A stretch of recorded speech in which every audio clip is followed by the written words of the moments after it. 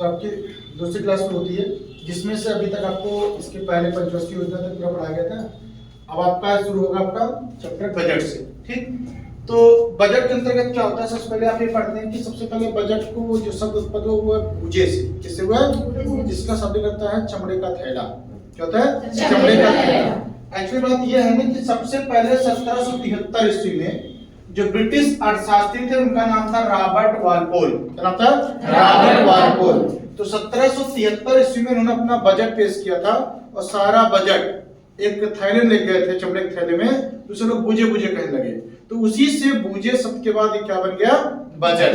क्या बन गया, बजट। तो भारत में देखा जाए तो भारत में सबसे पहले 18 फरवरी 1860 ईस्वी को जेम्स विल्सन ने प्रस्तुत किया था, जिन्हें भारतीय बजट का जनक कहा जाता है। भारत में 18 फरवरी 1860 किसने पेश किया था, जेम्स विल्सन। कौन दिया, जेम्स विल्सन। इसे भारतीय बजट का जनक कहा जाता है। स्वतंत्र भारत को देखा जाए पहला बजट पेश किया गया था 26 नवंबर 1947 को आर के खडमुखम चट्टी। कौन दिया, आर के खडमुखम चट्टी ने पेश किया था 26 नवंबर 1947 को। स्वतंत्र भारत का पहला बजट था। उसके बाद इस बजट का संबंध किससे, अनुच्छेद 112 से, जहां पर लिखा गया वार्षिक वित्तीय विवरण। बजट शब्द लिखा गया, क्या लिखा गया, वार्षिक वित्तीय विवरण। और यह कहा गया कि प्रत्येक वर्ष आने वाले वर्षों के लिए राष्ट्रपति द्वारा वित्त मंत्री के माध्यम से एक पेश करवाया जाएगा बजट जो आने वाले वर्षों के लिए होगा। तो अनुच्छेद 112 में इसका वर्णन किया गया है। 1924 ईस्वी में आम बजट को रेल बजट से अलग कर दिया गया था। कब, 1924 में। किसकी सिफारिश पर, एकवर्थ कमेटी की सिफारिश पर। किसके, एकवर्थ क्वेश्चन है। 1924 में अलग हुआ था, फिर 2017-18 में एक हो गया। अब किसकी सिफारिश थी, सिफारिश थी विवेक देवराय। किस सिफारिश पर, विवेक देवराय। देखिए किसकी सिफारिश पर अलग हुई थी, अलग हुई थी एकवर्थ कमेटी की सिफारिश पर। किस पर, एकवर्थ कमेटी की। और फिर 2017-18 में एक हो गई थी विवेक देवराय की सिफारिश पर। किस पर, विवेक देवराय। फिर अनुच्छेद 266 क्या बोलता है, अनुच्छेद 266 यह कहता है संसद के बिना संसद के बिना अनुमति से संचित निधि से पैसा नहीं निकाला जा सकता। अभी मैंने आपको बताया था कि आकस्मिक निधि क्या होता है। उसके बाद बजट के प्रकार देखिए क्या क्या होता है, ये कोई खास क्वेश्चन नहीं, बस जाने जरूर। पारंपरिक बजट क्या होता है, ऐसा बजट जिस पर केवल व्यय पर चर्चा किया जाता है, उसे पारंपरिक बजट कहते हैं। इनका पर कोई चर्चा नहीं की जाती। निष्पादन बजट किसे कहते हैं, जिसमें खर्च के साथ साथ ये भी ध्यान दिया जाता है कि इस खर्च पर परिणाम क्या होगा। खर्च के साथ साथ किस पर ध्यान दें, परिणाम। और लक्ष्य पर ध्यान दें कि अगला लक्ष्य में क्या करना है, वो निष्पादन बजट कहा जाता है। कौन बजट, निष्पादन बजट। अगला होता है आउटकम बजट। आउटकम बजट ये जो है बहुत ही महत्वपूर्ण बजट है। इसको सर्वप्रथम 2005 ईस्वी में भारत में पी चिदम्बरम ने पेश किया था। ये क्या होता है, ये देखा जाता है कि पिछली बार का बजट हमने पेश किया था कितना सफल रहा, उसी के अनुसार अगले वर्ष का बजट पेश किया जाएगा। इसे बोलते हैं आउटकम बजट। क्या बोलते हैं, आउटकम। बहुत ही महत्वपूर्ण क्वेश्चन है कि आउटकम बजट का अर्थ क्या होता है। आउटकम बजट का मतलब अर्थ यह होता है कि पिछले वर्ष के कार्यों का, पिछले बजट के कार्यों का रिपोर्ट प्रस्तुत करना और उसी अनुसार अगले वर्ष का बजट प्रस्तुत करना। इससे पहले किसने पेश किया था, पी चिदम्बरम ने। भारत में कौन सा बजट पेश होता है, भारत में हमेशा शून्य आधारित बजट पेश होता है। समझिए, शून्य आधारित बजट नाम आपने हमेशा सुना होगा। अब शून्य आधारित बजट होता क्या है, इसको जान लीजिए। जैसे कि हम आप सब लोग करते हैं, करते क्या है बेटा कि जितना मान लीजिए नया महीने की सैलरी आ गई तो पुराना महीना जीरो कर देते हैं। चलो भैया जितना कर्जा हो जाता है खत्म करो, फिर शुरू करते कर्जा लेना। तो ये होता है शून्य आधारित बजट का मतलब ये हो गया कि अभी तक यह मान लिया जाएगा कि पिछले वर्ष में जितना बजट जो हमने प्रस्तुत किया था पिछले पूरे खर्चे को हम शून्य मान लेंगे। क्या मान लेंगे, शून्य। अब फिर से नया खर्चा शुरुआत करेंगे। ऐसा अधिकतर उन देशों में किया जाता है जहां पर आय कम हो व्यय ज्यादा हो। तो कंफर्म में घाटे में रहेंगे, फायदे रहेंगे, घाटे। तो क्या करते हैं, भारत की व्यवस्था घाटे की वित्तीय व्यवस्था होती है और जो बजट पेश होता है वो शून्य आधारित बजट पेश होता है। दोनों पार्ट रहती है, घाटे की वित्तीय व्यवस्था रहती है और बजट कौन होता है, शून्य। इसका मतलब था पिछले बजट हम कितना मान लेते हैं, जीरो। अब फिर नया बजट पेश कर देते हैं। क्लियर हो गया ना। किन राज्यों में ज्यादा किया जाता है, किन देशों में, जहां पर आय कम होती है और व्यय ज्यादा होता है। अब देखिए अगला क्या होता है। अब जो अच्छा सबसे पहले अगला था जेंडर बजट। क्या होता है? Gender budget. जो आपने सुना है बजट था, इसको सबसे पहले प्रस्तुत किए थे अमेरिकी राष्ट्रपति जिम कार्टर। कौन प्रस्तुत किए थे?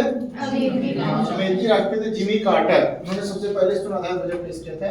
उसके बाद अगला आपका है जेंडर बजट। जेंडर बजट क्या होता है? जेंडर बजट होता है जो महिलाओं को ध्यान में रख करके बजट प्रस्तुत किया जाता है, उसे क्या बोलते हैं? Gender budget. ठीक। उसके बाद अब देखिए बजट की संरचना क्या होती है। बजट मुख्यतः दो होता है, एक होता है राजस्व बजट की बात करेंगे हम, एक पूंजीगत बजट की बात करते हैं। बजट में दो चीजें ध्यान देते हैं, एक राजस्व बजट और एक और पूंजीगत बजट। इसमें से एक क्वेश्चन आपका ना फिक्स है, तो ध्यान समझिएगा।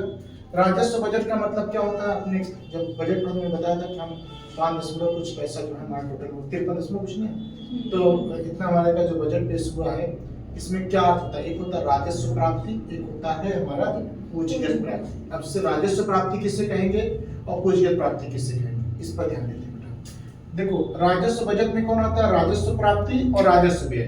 पूंजीगत बजट में कौन आएगा? पूंजीगत प्राप्ति और पूंजीगत व्यय। देखिए राजस्व प्राप्ति कहते किसको है?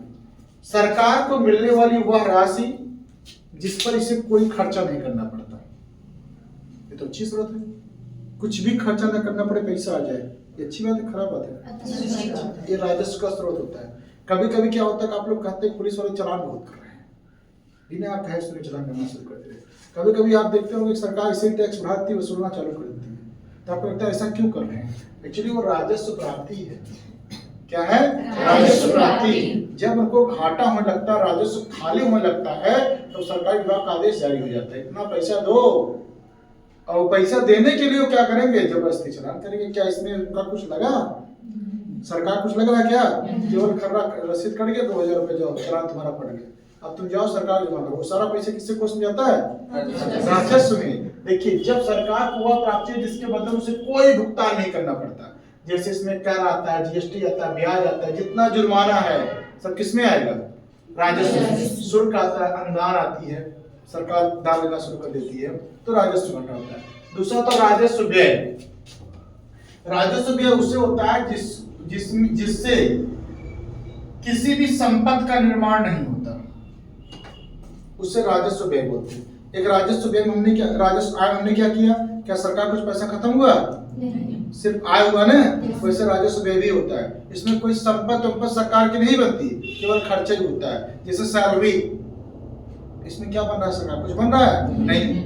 पेंशन कोई बन रहा है? लोक लुभावना अवसर कुछ बना? सिर्फ इसमें सरकार खर्चा करती है कि जिसमें सिर्फ खर्चा होता है, कुछ बनता ना। जैसे वेतन, पेंशन, सब्सिडी, योजना, ऋणों पर ब्याज, इसमें सरकार कोई संपत्ति नहीं बनाती। पूंजीगत प्राप्तियां किसे कहते हैं? पूंजीगत प्राप्तियां वो प्राप्तियां होती हैं जिससे सरकार अपनी संपत्ति को बेचकर या कर्ज लेकर के पैसा बनाती है, उसे पूंजीगत प्राप्ति कहते हैं। नहीं समझ में बात? जैसे आप कोई प्रॉपर्टी बेच के पैसा कमाए, पूंजी आया ना, लेकिन उसका सामान कुछ हानि हुआ नहीं हुआ, या आपने किसी से कर्ज ले लिया, कौन पूंजी है? पूंजीगत। कौन भैया? समझ के मेरी बात भैया? तो यानी इसका मतलब यह होता है कि इसमें संपत्ति को बेचेगा, कर्ज लेगा, इससे किसी संपत्ति का निर्माण भी होता है। ये अच्छी चीज है, ये अच्छी चीज होती है। इससे हम संपत्ति का निर्माण करते हैं और वो संपत्ति हमें जीवन भर पैसा देता है। जैसे क्या करेंगे? पूंजीगत हमने जो आय प्राप्त किया उससे हम अस्पताल बनवा देंगे, उससे हम क्या करेंगे? स्कूल बनवा देंगे, सड़क बनवा देंगे, रेल पटरी बिछवा देंगे, पुल बनवा देंगे। इसका मतलब इससे संपत्ति का भी निर्माण होता है। जो राजस्व प्राप्तियां आई वो अधिकतर पैसा राजस्व व्यय में चला जाता है, यानी जैसे आएगा वैसे चला जाता है। पूंजीगत प्राप्तियां जो प्राप्त होती है अक्सर इससे पूंजीगत व्यय किया जाता है, यानी इससे हम सरकार में कुछ ना कुछ निर्माण करते हैं। समझ में आ गया डॉक्टर को? अच्छा घाटा कब होगा? अगर आय कम होगी और व्यय ज्यादा, तो किस पे चलेगा? घाटे। तो बजट घाटा की स्थिति कब होती है? जब व्यय ज्यादा होती है, आय क्या होती है? राजस्व घाटा किसे कहा जाता है? जब राजस्व व्यय ज्यादा और राजस्व आय क्या कम, तो क्या होगा? राजस्व। जैसे पूंजीगत घाटा होता है जब पूंजीगत आय कम हो और पूंजीगत व्यय ज्यादा। ये समझिए आय कम हो व्यय ज्यादा, तो क्या होगा? घाटा। अगला आता है राजकोषीय घाटा। ये सबसे महत्वपूर्ण क्वेश्चन है। राजकोषीय घाटा। राजकोषीय घाटा का मतलब होता है कुल खर्चा जब ज्यादा हो, कुल आय से ज्यादा हो, तब क्या होता है राजकोषीय घाटा। यानी सरकार का जो है कुल खर्च कुल आय से क्या होती है ज्यादा, तो क्या होता है राजकोषीय घाटा। प्राथमिक घाटा क्या होता है? देखिए प्राथमिक घाटा का मतलब ये होता है जब राजकोषीय घाटा में हम ब्याज को हटा देंगे, उसे क्या बोलते हैं प्राथमिक घाटा। क्या भैया? प्राथमिक घाटा।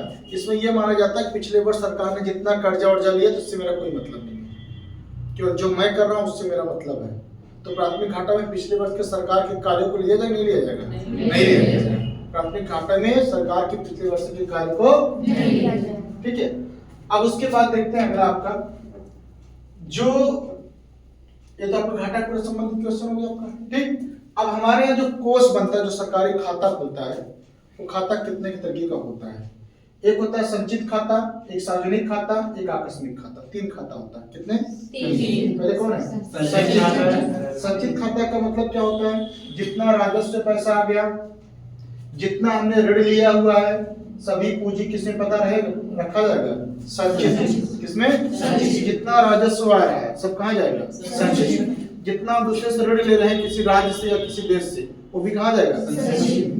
अगर इसमें का पैसा खत्म करना होगा तो संसद की अनुमति आवश्यक है। किसकी? संसद की। यानी बिना संसद की अनुमति से पैसा खत्म नहीं होगा। दूसरा होता है सार्वजनिक खाता।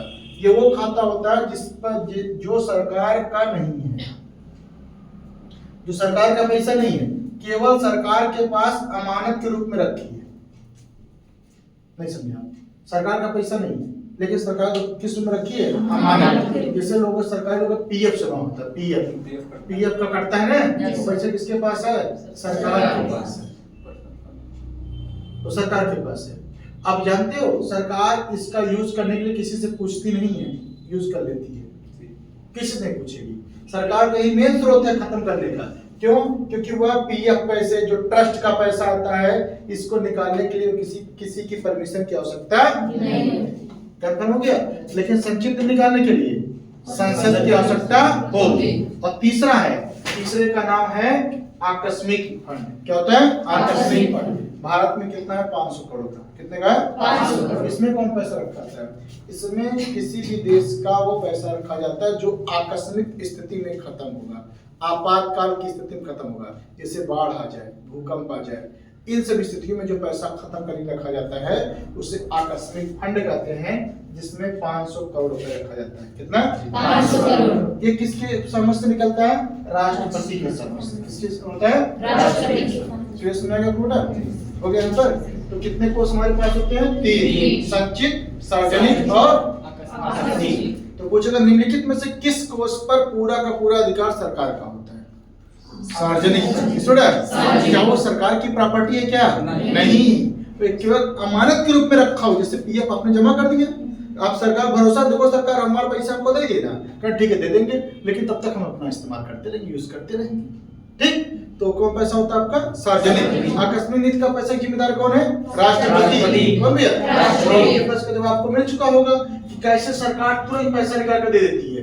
अभी वैसे तो उसको कुछ खत्म करना सोचेगी, बजट पेश होगा, संसद में पटकी वो चालू होता है, सवाल जवाब कि हम पैसा क्यों खत्म करो, ये वो, और सरकार कभी कभी आकस्मिक नहीं, सॉरी दूसरा बजट पूर्व बजट पेश करती, भाई साहब पैसा खत्म हो गया फिर से दीजिए पैसा। लेकिन आकस्मिक जैसे बाढ़ आ गया तुरंत पैसा मिल जाता, तुरंत सरकार ने इतने करोड़ की राहत दिया, तो आपको लगता है सरकार दे रही, सरकार नहीं दे रही, पैसा कहाँ जा रहा है? आकस्मिक। कौन दे रहा है? राष्ट्रपति। बन गया? अगला चलते यहाँ पे देखिए, भारत की कर प्रणाली क्या है? इसमें आपको कुछ नहीं जानना है, इसमें सिर्फ एक चीज जानना है बस, वो होता है जीएसटी। क्या बोला? जीएसटी। देखिए टैक्स कितने तरीके के होते हैं जान लीजिए। एक होता है प्रगतिशील टैक्स, एक होता है प्रतिगामी टैक्स, एक होता है अनुपातिक टैक्स, एक होता है अधोगामी टैक्स। 4 तरह के टैक्स होता है। ठीक, एक प्रगतिगामी टैक्स किसे कहते हैं? ऐसा टैक्स जब आय बढ़ेगा तो टैक्स बढ़ेगा, उसे क्या बोलते हैं? प्रगतिगामी। दूसरा होता है प्रतिगामी, आय बढ़ेगा तो टैक्स घटेगा। जैसे मैंने पढ़ाया था आपको, याद है? आर्थिक समीक्षा बजट बनाया कि देखिए सरकार क्या करती है, अगर 100 रुपए तुम ब्याज दोगे, 100 रुपए हमसे उधार लोगे, मैं तुम्हें 10% पे दूंगा। अगर 2000 रुपए लोगे मतलब 8% बढ़ेगा। अगर 5,000 लोगे तो 4% बढ़ेगा। अगर आप जैसे जितना पैसा बढ़ाते चले जाओगे उतने तरीके से आपको हम टैक्स कम करते चले जाएंगे। मैंने बताया ऐसा क्यों किया जाता है, ऐसा सिर्फ इसलिए किया जाता है ताकि बड़ी से बड़ी कंपनियां स्थापित हो सके। लोग छोटे व्यापार के बजाय बड़े व्यापार की तरफ सोचें, क्योंकि बड़ा व्यापार होगा, बड़ी पूंजी लेंगे आप, बड़ा व्यापार एस्टेब्लिशमेंट करेंगे, इसलिए सरकार इसको बढ़ावा देती है। ऐसा सिर्फ और सिर्फ देश की आर्थिक स्थिति को सुधारने किया जाता है। ठीक, तो प्रतिगामी उसे बोलते हैं जब आय बढ़ने के साथ साथ टैक्स की मात्रा क्या हो जाए, घटे। अगला होता है अनुपातिक, यानी आय बढ़े लेकिन टैक्स टैक्स एक बार जितना स्थिर उतना हमेशा स्थिर रहेगा, अनुपातिक। अगला है अधोगामी, क्या अधोगामी। देखिए ये भारत में चलता है अधोगामी। जो लोग सरकारी कर्मचारी हैं उनको पता होगा, पहले सैलरी बढ़ती 50% बढ़ जाती, फिर घटना फिर शुरू आ जाती, फिर से सैलरी जब बढ़ती है पहले बढ़ेगी 10% 20% बढ़ती चली जाती है, फिर सैलरी बढ़ेगी 50% ओवर, फिर आ जाएगी 1%, फिर शुरू। हाँ डी, याद है ना, ये ऐसा इसलिए होता है क्योंकि ये अधोगामी है। हमारे यहाँ टैक्स भी फिक्स है, पहले टैक्स बढ़ेगा लगातार बढ़ेगा, फिर एक स्तर पे जाकर टैक्स फिक्स है, उससे ज्यादा टैक्स होगा। जैसे 10 लाख पे इससे ज्यादा टैक्स नहीं देना है आपको, 20 लाख से ज्यादा टैक्स नहीं देना है, 50 लाख से ज्यादा टैक्स नहीं देना है। तो टैक्स फिक्स है कि एक निश्चित स्थिति के बाद क्या होता है, अधोगामी उसे कहते हैं आय के साथ कर बढ़ेगा फिर स्थिर हो जाएगा, यानी उसके बाद टैक्स बढ़ेगा नहीं। तो चेक कितने के टैक्स होता है बेटा, 4। एक हो गया प्रगतिशील, एक हो गया प्रतिगामी, एक हो गया अनुपातिक, एक हो गया अधोगामी। ठीक, कराधान के प्रकार क्या होता है, 2 प्रकार के टैक्स वसूले जाते हैं। एक तो मूल्य पर वसूला जाता है, किस पर, मूल्य पर। जैसे मोबाइल खरीदेंगे आप, जितने खरीदे उतना टैक्स पेमेंट करना पड़ता है ना, लेकिन एक तो हो गया मूल्य कर, ठीक है। दूसरा होता है विशिष्ट कर, क्या होता है, विशिष्ट कर। ये पता है किसी वस्तु की मात्रा पर लगता है, संख्या पर लगेगा, पैसा लग रहा है तो वो लग जाएगा आपका मूल्य अनुसार। एक होता है विशिष्ट कर, किसी वस्तु की मात्रा पर, जैसे पेट्रोल पर कई लीटर ले रहे हैं इस पर लगता है, दूध कितना खरीद रहे हैं इस पर लगता है, यानी मात्रा पे। तो क्या होता है, विशिष्ट कर, विशिष्ट कर। और जो मूल्य पे लगता है उसे क्या बोलते हैं, मूल्यानुसार। अब देखिए प्रत्यक्ष कर वो होता है, तो जीएसटी समझ गया। प्रत्यक्ष कर जिसे खुद जिस पर लगे उसी को देना पड़े, उसे क्या बोलते हैं, प्रत्यक्ष। जैसे आयकर कमाते आप है ना, तो देगा कौन, आप। निगम कर, सरकार की आय का सबसे बड़ा स्रोत निगम कर है, जो कंपनियों पर लगाई जाती है, बड़ी बड़ी कंपनियों पे निगम कर होता है। तो सरकार की आय का सबसे बड़ा स्रोत निगम कर होता है प्रत्यक्ष रूप में। तो सर्वाधिक आय कर, उपहार कर, प्रतिभूति कर, अप्रत्यक्ष कर जो आप लेते हो लेकिन आपको अप्रत्यक्ष भुगतान करना पड़ता है। जैसे अगर बिस्किट पर टैक्स बढ़ेगा तो बिस्किट वाले रेट बढ़ा देंगे, अंतिम में भुगतान का मूल्य किसको देना पड़ा, पब्लिक को देना पड़ा ना। आप टैक्स पेमेंट कर रहे नहीं कर रहे, कर रहे, लेकिन क्या सीधा कि घुमा करके, लेकिन देना भले कंपनी वाले ले रहे हैं लेकिन दे आप ही रहे हो। तो जब घुमाकर टैक्स पेमेंट करना पड़े उसे क्या बोलते हैं, अप्रत्यक्ष कर। अधिभार क्या होता है, अधिभार सुनिए क्या होता है, अधिभार और उपकर, दो चीज महत्वपूर्ण क्वेश्चन है। अधिभार क्या होता है, अतिरिक्त शुल्क जो कर के ऊपर लगता है उसे हम बोलते हैं अधिभार। क्या होता है, यानी किसी भी टैक्स के ऊपर जो टैक्स लग जाए उसे क्या बोलते हैं, अधिभार। और उपकर क्या बोलते हैं, उपकर को मतलब बताता एसएसटी। अगर याद होगा तो इस बार हमने बजट आर्थिक समीक्षा में बताया था, इस बार निर्मला सीतारमण ने काम किया है, सेबी ओबी में उन्होंने टैक्स को बढ़ा दिया है। टैक्स को इसलिए बढ़ा, उन्होंने कहा कि इस टैक्स को हम उपकर के रूप में वसूल रहे हैं, उपकर के रूप में। उपकर क्या होता है भैया, ये रामनी बाबू, ये उपकर ये पैसा होता है जिस पर सरकार किसी विशेष उद्देश्य से पैसा वसूलती है, बता वसूलती है। देखो हम एक कर आप पर बढ़ा रहे हैं, इससे जो पैसा मुझे मिलेगा मैं इस पैसे को शिक्षा में लगाऊंगा, मैं इस पैसे को व्यापार सेवा में लगाऊंगा, मैं इस पैसे को स्वास्थ्य में लगाऊंगा, जो भी होगा किसी विशिष्ट मकसद से लगाया जाता है उसे क्या बोलते हैं, उपकर। और कर पे कर देना पड़ा तो अधिभार। ठीक, अब जीएसटी 1 जुलाई 2017 से यही कृषि पूछता है कब लागू हुआ था, विजय केलकर समिति की सिफारिश पर लागू हुआ था। इसमें पर विजय केलकर समिति की सिफारिश पर लागू हुआ था 1 जुलाई 2017। 101वां संविधान संशोधन द्वारा इसको लागू किया गया था। ये जो है 3 तरीके का टैक्स होता है, सीजीएसटी, एससीएसटी, आईजीएसटी। CGST केंद्र वसूलेगी, केंद्र देगी। SGST राज्य वसूलेगी, राज्य देगी। IGST केंद्र वसूलती है और राज्यों को देती है। कैसे कि IGST लगता क्या है, जब एक राज्य से दूसरे राज्य में आप व्यापार करोगे तब IGST देना पड़ता है। एक राज्य से दूसरे राज्य, अपने राज्य में दे रहे हैं तो SGST, भारत सरकार से है तो CGST। ठीक, तो GST हो गया। और क्या नाम है कि 22 सितंबर 2 पहले तो जब शुरू हुआ तो 5 स्लैब था, 0%, 5%, 12%, 18%, 28%। लेकिन वर्तमान में 2025 में वर्तमान में मात्र 2 स्लैब है, एक 5% और कितना है 18%। ये क्वेश्चन महत्वपूर्ण है क्योंकि करंट अफेयर क्वेश्चन है ये। 22 सितंबर 2025 को 5 स्लैब से घटा करके कितने स्लैब कर दिए गए थे? 2 स्लैब। एक है 5%, एक कितना है 18%। किसको हटा दिए हैं? 12% हटा दिए, 28% हटा दिए और 0% इसको हटा दिया। क्लियर हो गया? टैक्स क्लियर हो गया? अगला आपका चैप्टर आता है, इसका नाम है वित्त आयोग। वित्त आयोग क्या होता है? स्थापना 1951 में हुआ है। कब हुआ? 1951। भारतीय संविधान का अनुच्छेद 280 है। ये केंद्र और राज्य के बीच संबंध है, वित्तीय संबंध बनाता है। किसके बीच? केंद्र और राज्य के बीच वित्तीय संबंध स्थापित करता है। अनुच्छेद 280 के अंतर्गत राष्ट्रपति द्वारा प्रत्येक 5 वर्ष पर इनकी नियुक्ति की जाती है। हाँ, अगर सिचुएशन बना, कुछ प्रॉब्लम आया तो 5 वर्ष से पहले भी समाप्त किया जा सकता है, बनाया जा सकता है। एक अध्यक्ष, 9 अन्य सदस्य होते हैं जो राष्ट्रपति द्वारा मनोनीत किए जाते हैं। एक केंद्र और राज्य के बीच वित्तीय संतुलन स्थापित करते हैं। क्वेश्चन कई बार बन चुका है, केंद्र और राज्य के बीच वित्तीय संतुलन कौन स्थापित करेगा? वित्त आयोग। कौन भैया? वित्त आयोग। अनुच्छेद 280 के अंतर्गत इसका वर्णन किया गया है। उसके बाद प्रथम इसके अध्यक्ष थे केसी नियोगी। कौन थे? केसी नियोगी। 3 क्वेश्चन में पढ़ लीजिएगा। प्रथम अध्यक्ष केसी नियोगी थे, 14वें थे वाई वी रेड्डी और 15वें रहे एन के सिंह। कौन है? एन के सिंह। अच्छा, एन के सिंह आते ही एक नई बात बोले और अच्छी बात बोले थे। पता है क्या बोले थे? इन्होंने कहा था भैया नीलम बेटा, इसमें एक बहुत अच्छी बात बोली आनंद बाबू। उन्होंने ये कहा था भैया कि जो राज्यों का पैसा बांट देते हो ना केंद्र सरकार से, कि किसी राज्य को इतना पैसा दे दो, उत्तर प्रदेश तुम्हारी सरकार चली इतना पैसा दे दो, हरियाणा में इतना पैसा दो, ना करना। ये देखा करो कि किस राज्य में आपकी योजना कितनी अच्छी तरीके से चल रही है।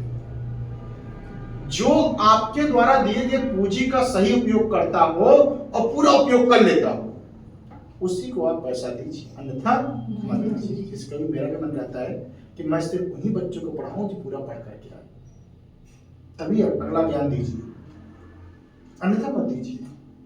यही भी नियोगी में साहब बोले। कौन? कि किसी नियोगी नहीं, जो अध्यक्ष बने थे अपन एन के सिंह। गलत कहते? कितना अच्छा थॉट्स था कि ऐसे पैसा क्यों दे दो किसी को भाई।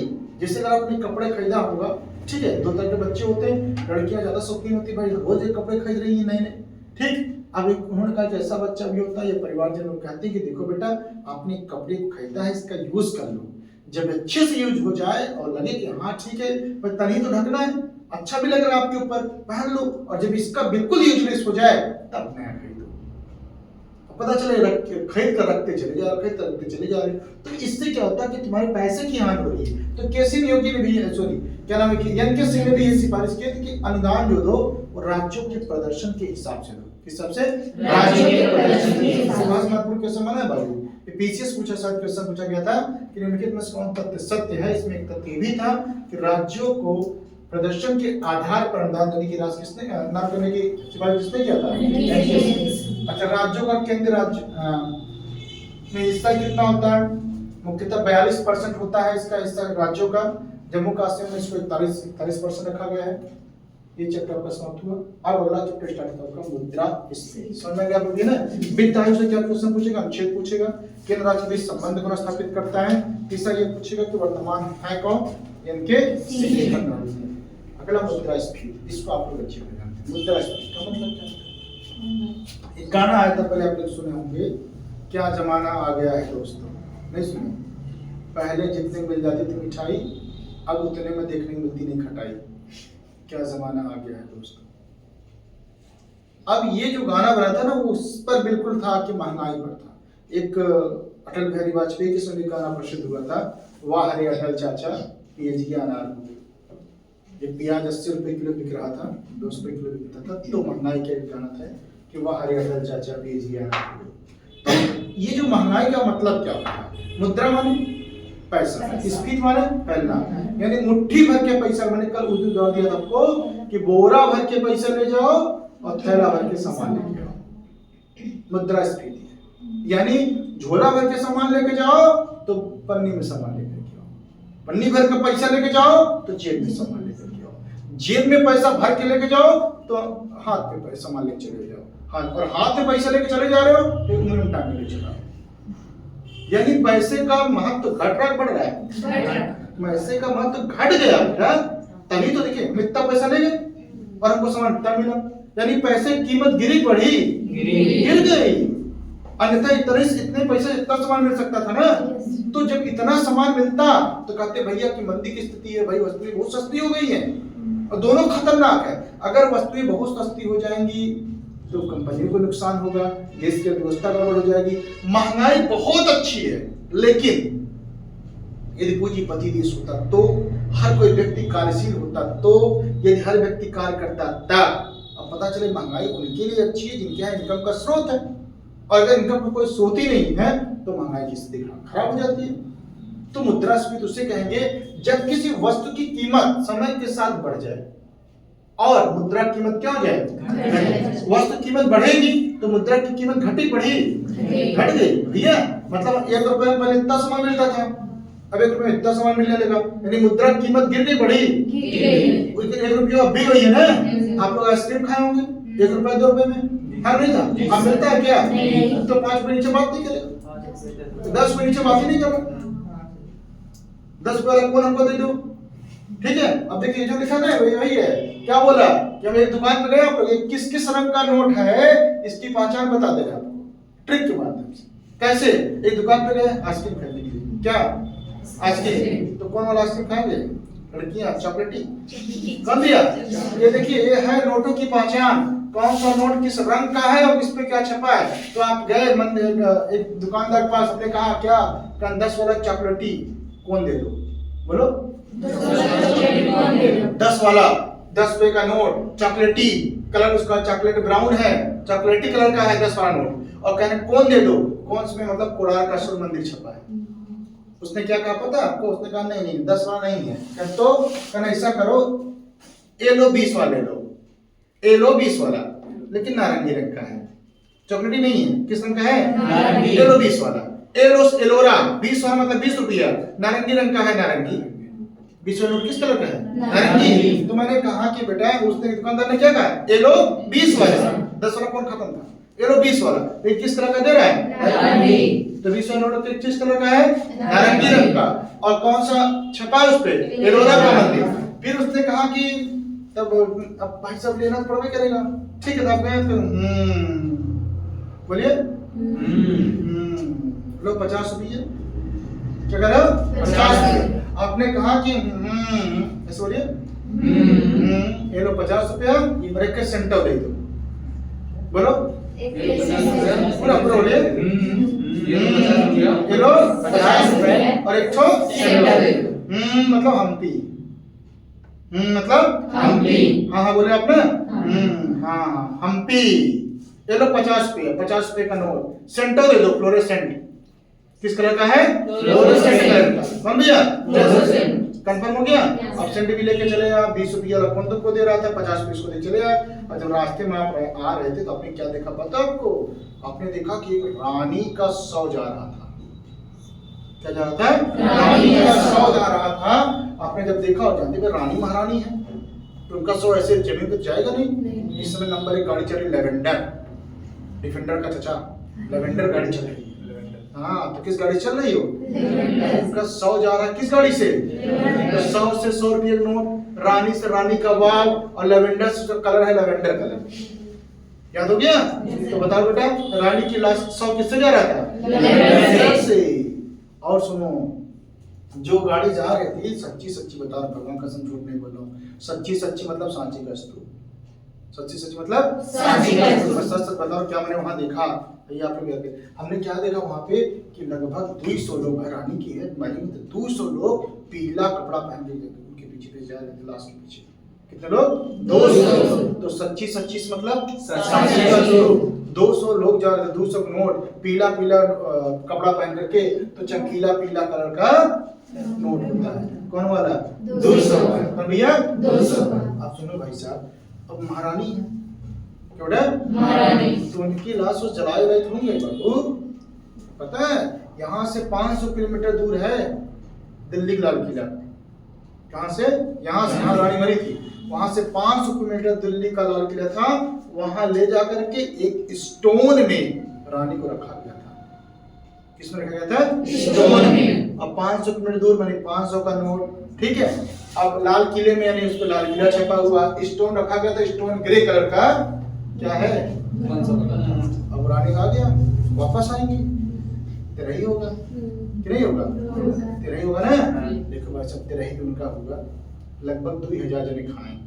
कितना जने खाए? 2000। कि हमारा जितना जने खाए सब मजा मस्त रहे एकदम। काई पता बा, एकदम अच्छा आइटम बना रहा, सब मंगल वाला गाना गाए, मंगल गीत गाओ रहे भाई सब। रानी जी खत्म हो गई, उसके बाद मजा मान खाए एकदम। तो 2000 जने खाना खाए, 2000 नोट, मजा मान कलर मजेंटा, और मंगल रहन सब मंगलमय बाटे, सब कुछ मंगल है। मेरी कहानी याद है? एक को भाई बना पक्का ना, एक साधारण मन शायद पक्का। तो पहले दुकान पे जावा, क्या खावा?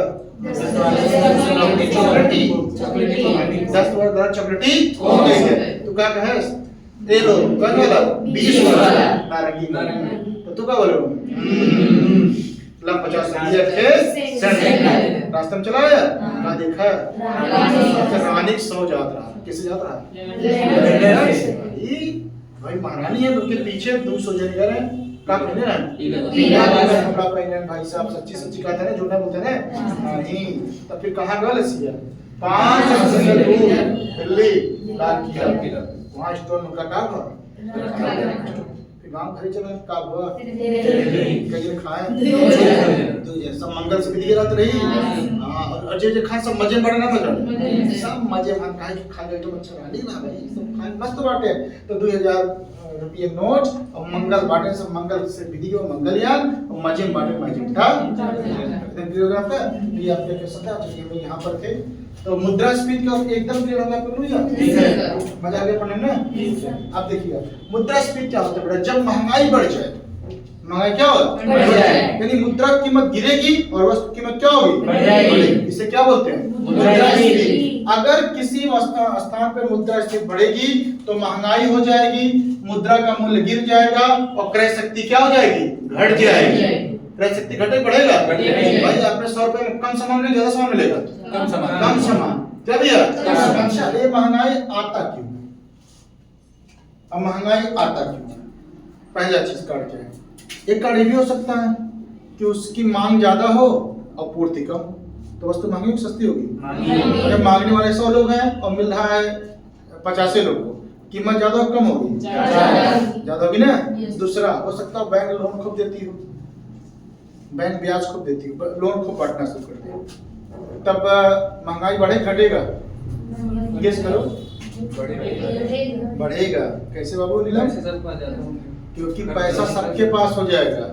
जैसे मैं उदाहरण दे रहा हूँ कि अगर यहाँ हर कोई करोड़पति बन जाए, हर कोई, जैसे आप जितने लोग बैठे हो सब पास 1-1 लाख रुपया हो जाए, और फिर मैं बोलूँ कि बेटा चलो कोई सामान खरीदना है, तो जिस सामान की कीमत मैं 2000 दूंगा, अगला 3000 दूंगा, आप लो 5000 हमको दो, सब पास पैसा है ना, जितना देते चले सामने वाला उसकी कीमत बढ़ा दे घटा देगा, यानी कीमत बढ़ी ना। यानी अगर बैंक ज्यादा लोन देगा तो भी पैसा, अगर मार्केट में ज्यादा हो गया तो महंगाई बढ़ती घटती है, इसलिए बैंक भाई बताते हैं आपको, आरबीआई कंट्रोल करती है पैसा नहीं देने का।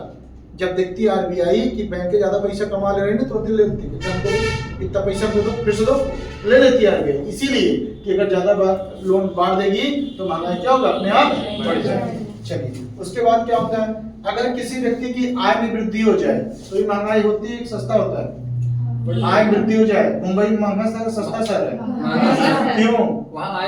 सबके पास पैसा नहीं, पैसा है, दुकान अच्छी कहाँ चलेगी? गाँव चलती है शहरों में, क्यों? सबके पास पैसा है। अच्छा, कभी आपने क्या किया? रेलवे से यात्रा किए होंगे, बस स्टॉप रेलवे हर समय महंगी बिकती, सस्ती क्यों? सब यात्रा करने वाले अमीर तो है, इसलिए वहाँ सामान कैसे मिल जाती है, महंगी। आप वहाँ समझ रहे हो महंगी क्यों बिक रही है, क्योंकि वहाँ आपको जो वहाँ आप जाते हो तो वो भी आपको अमीर समझता है, भले आपके पास जेब में रुपया नहीं है, लेकिन उस दिन आप अमीर रहते हैं उनकी नजर में।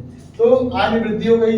अच्छा, किसी वस्तु की लागत ज्यादा लगेगी तो भी उस वस्तु महंगी नहीं, सस्ती बिकेगी, महंगी। अगर किसी वस्तु की लागत ज्यादा हो गई, उसकी लागत ज्यादा लग गई तो वस्तु महंगी नहीं, सस्ती बिकेगी। जैसे मान लीजिए लोन लगा दिया, ठीक है, और उस बार अकाल पड़ गया या मतलब पानी नहीं बरसा, तो हमें पानी देना पड़ा, बीज देना पड़ा, अन्य खर्चा ज्यादा करना पड़ा, परिवहन दूर तक ले जाकर रखना पड़ा। तो अगर हमें दूर ले जाकर रखना पड़ेगा तो मुझे उसका एक्स्ट्रा पैसा देना पड़ेगा ना, तो महंगा बेचेंगे सस्ता बेचेंगे, तो लागत भी ज्यादा होने से हो जाता है। लोन ज्यादा मिले तो भी महंगाई ज्यादा हो जाएगी, परिवहन खर्चा ज्यादा हो तो भी ज्यादा होगा। अगर मान लीजिए हड़ताल हो जाए, क्या हो जाए, हड़ताल, तो भी महंगी होगी, नहीं महंगी होगी, महंगी होगी। अच्छा, नोट छापना शुरू कर दें और महंगी हो जाएगी, तब क्या हो जाएगा, वेनेजुएला जो बवाल झेल रहा है ना, इसीलिए झेल रहा है। वेनेजुएला बिना अमेरिका से पूछे लगा नोट छापने, और जब नोट बहुत ज्यादा से भारत, आप लोगों को आता होगा, जब हमारे यहाँ आरबीआई है तो ये छाप कर बांटते क्यों नहीं हो, ऐसा हो सकता है ना। ये बताओ, अगर आरबीआई इकट्ठे नोट छापे, उसकी एक शर्त है कि आप इतना छापेंगे, साथ 200 करोड़ रुपए रखना पड़ता है सोना चांदी, तब आप छाप सकते हो। अगर मान लीजिए इकट्ठे नोट छाप के दे दे सबको, तो लो भैया सब पैसा ले लो, तो आप यहाँ पढ़ने आएंगे, कोई काम करने आएगा, हमारे पास पैसा ला, तुम्हारा काम कर तू कर ले, तो सीधा पैसा मेरे पास, तुम्हारा काम कर। तो ये सीमित होता है, उससे ज्यादा नोट नहीं छाप सकते। वेनेजुएला यही छापना शुरू कर दिया, नोट छापना शुरू कर दिया, तो सब पास ज्यादा नोट हो जाएगा, कम हो जाएगा। अगर आपको याद होगा मोहम्मद बिन तुगलक, याद है, सांकेतिक मुद्रा छाप दिया, इतना छाप दिया सबके पास हो गया, तो चीजें अपने आप क्या हो गई, महंगी अपने आप। तो जब ज्यादा नोट आ जाए तो भी क्या हो जाती है, महंगाई। थोड़ा देखिए महंगाई किससे किससे आई, पूर्ति कम हो गया, मांग ज्यादा हो गया, आय में वृद्धि हो गई, लागत ज्यादा हो गया, लोन खूब मिलने लगा। लोन क्यों कैसे बड़े समझे ना आप भैया, तो लोन मिलेगा सबको, पैसा सबके पास होगा, कम पैसा होगा। सरकार योजना अच्छी अच्छी चला रही है, ठीक है, मुद्रा लोन ले लो, ब्याज मत दो, लेकिन व्यापार शुरू करो। तो यहाँ पे लोग लोन पैसा ले रहे हैं, काम ही नहीं कर रहे हैं। तो जब उनके पास अकुत पैसा हो जाएगा, तो क्षेत्र मान लीजिए 10 लोगों ने लोन ले लिया, अब 10 पास पैसा हो गया ना, अब वो लोग दुकान तो खोल नहीं रहे, पैसों खत्म तो हो ही करेगा, तो जो सामान 10 मिनट में 20 मिनट लेंगे, तो महंगाई बढ़े घटेगी। और आप अच्छी तरह जानते हैं, अगर एक बार समोसे की कीमत 8 रुपया हो गया है, तो 8 से 7 कभी नहीं होगा, भले आलू की कीमत घट जाए, लेकिन अब समोसे की कीमत घटने वाली नहीं। जैसे पेट्रोल एक बार बढ़ जाता है, जल्दी घटता है किराया, पेट्रोल भले कीमत घट गई हो, लेकिन भाड़ा कभी कम नहीं होता, बसों का बढ़ जाएगा, लेकिन कभी डाउन आप नहीं देखेंगे। क्यों? क्योंकि एक बार बढ़ गया तो बढ़ेगा, पीछे कौन देखे। तो बेग अपना लोन ज्यादा हो गया, परिवहन हो गया, कार्ड सॉरी नोट ज्यादा छपना शुरू हो जाए, या फिर हड़ताल हो जाए।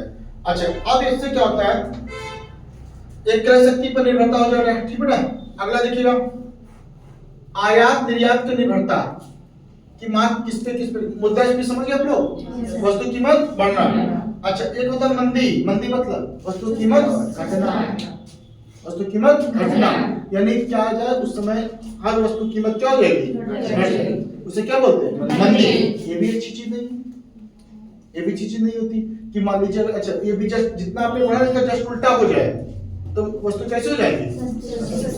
अच्छा देखिए अगला टॉपिक आता है, अच्छा आयात निर्यात हम किस में मापते हैं, 2 चीजों में, एक थोक मूल्य सूचकांक और एक उपभोक्ता मूल्य सूचकांक है। किससे होगा, थोक मूल्य सूचकांक और उपभोक्ता मूल्य सूचकांक। एक क्वेश्चन आता है, चलिए यहाँ से हैं, अगर किसी वस्तु किसी देश में मुद्रास्फीति की स्थिति है तो रोजगार बढ़ेगा घटेगा, रोजगार घटेगा, क्या होगा, बढ़ जाएगा।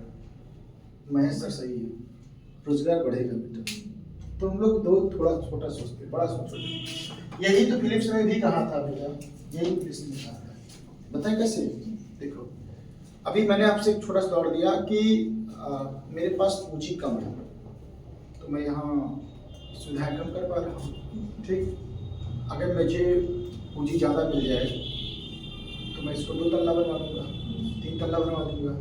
कंपटीशन क्लासेस के साथ साथ स्पीकिंग क्लासेस के साथ साथ कंप्यूटर क्लासेस, लाइब्रेरी, बढ़ रहा नहीं बढ़ रहा है। तो अगर मैं 4 चीज़ें 5 चीज़ें बनाऊंगा तो मुझे रखने उसको मैनेज करने के लिए स्टाफ चाहिए। तो जो स्टाफ आ रहे हैं को रोजगार मिल नहीं मिल रहा है। इसका मतलब अगर मुद्रास्फीति महंगाई होगी तो लोगों के पास पैसा ज्यादा होगा, तो जब पैसा ज्यादा होगा तो कंपनियां भी ज्यादा आएंगी नहीं आएंगी, जो कंपनियां नई ज्यादा खुलेंगे तो रोजगार लोगों को मिलेगा नहीं मिलेगा, इसलिए मुद्रास्फीति रोजगार के लिए अच्छी मानी जाती है। किसके लिए? रोजगार के लिए। कि अगर मुद्रास्फीति हो रही है तो रोजगार बढ़ेगा, घटेगा नहीं। सबके दिमाग में बैठ गया? रोजगार क्या होगा? बढ़ेगा, घटेगा नहीं। अगला देखते हैं बेटा। अच्छा, अगले बात होता है स्टैगफ्लेशन क्या होता है। हमने सामना किया स्टैगफ्लेशन का कब?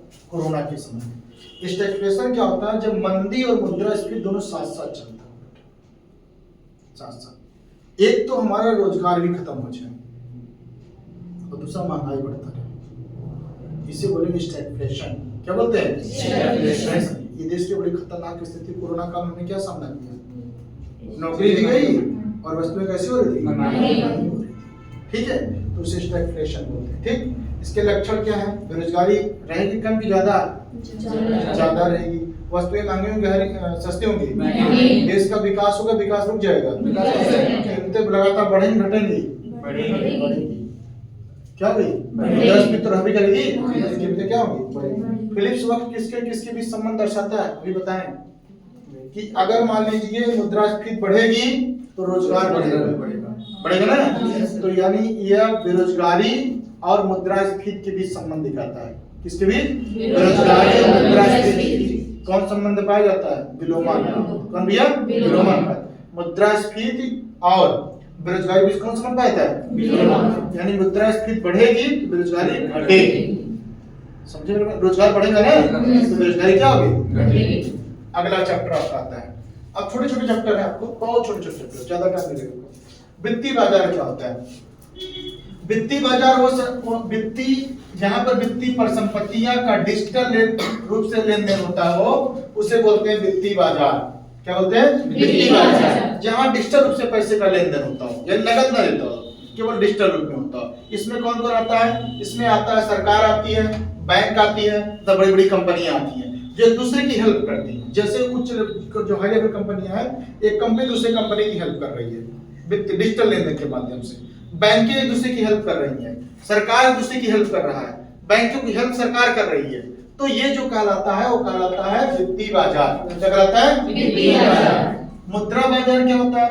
मुद्रा बाजार जो है वो कम समय के लिए लेनदेन के लिए। वित्तीय बाजार लंबे समय के लिए होता है और मुद्रा बाजार क्या होता है? कम समय के लिए। क्या होता है? कम समय के लिए होता है। देखिए, अच्छा, दो तरह बाजार होगा वित्तीय बाजार, दो तरह के। एक मुद्रा बाजार, एक होगा आपका पूंजी बाजार।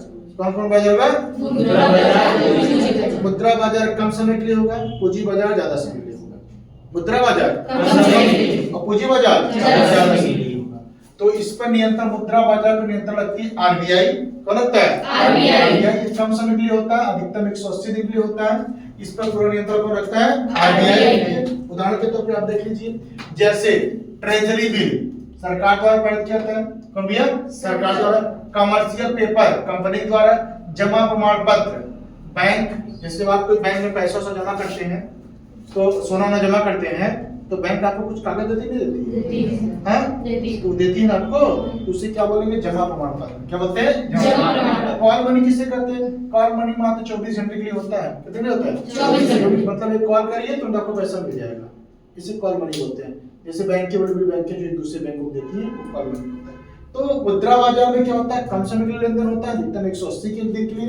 इसमें ट्रेजरी बिल आता है, कमर्शियल पेपर आता है, जमा प्रमाण पत्र आता है, कॉल मनी आता है। ये चारों पॉइंट बेटा ऐसे क्लियर कर लीजिएगा कि किसमें कौन कौन आता है। उसके बाद पूंजी बाजार होता है। ये क्या होगा? लंबे समय के लिए क्या होता है? क्या होता है? लंबे समय के लिए होता है। ठीक है, कौन?